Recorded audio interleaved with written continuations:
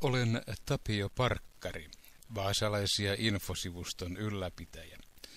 Kutsun sinut mukaan yhteisiin vaalitalkoisiin paremman Vaasan puolesta.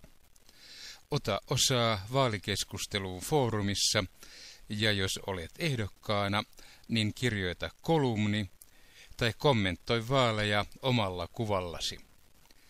Jokainen, joka sitoutuu kirjoittamaan muutaman kolumnin, saa myös oman logon. Lähetä painovalmis kolumni ja valokuvasi ylläpidolle, niin ylläpito hoitaa loput. Rekisteröidy myös kirjoittajaksi foorumiin.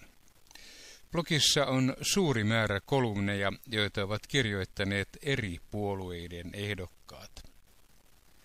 Jokaiselle lienee selvää, että niillä ehdokkailla, jotka kertovat avoimesti, mitä asioita tulevat valtuustossa ajamaan, on suurimmat mahdollisuudet päästä lävitse.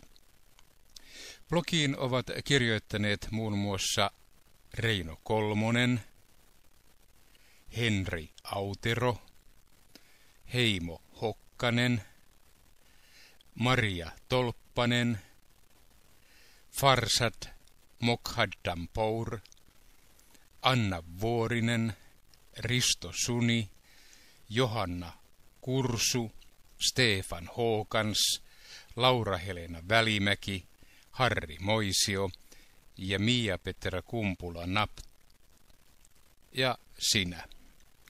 Tämä oli siis tilanne sunnuntaina 7.10.2012. Kirjoita kolumni ja osallistu foorumikeskusteluun. Oman vaalivideon nauhoittaminen voi olla äärimmäisen yksinkertaista. Sinun ei tarvitse muuta kuin downloadata eli ladata omalle koneellesi Real A2V-ohjelma.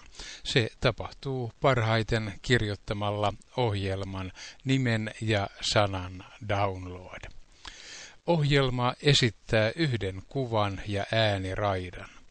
Ääniraidan voit nauhoittaa Microsoftin omalla ääninauhurilla ja muuttaa se sitten jollakin konverterilla, jonka saa netistä MP3-muotoon. Yksinkertaista ja siistiä.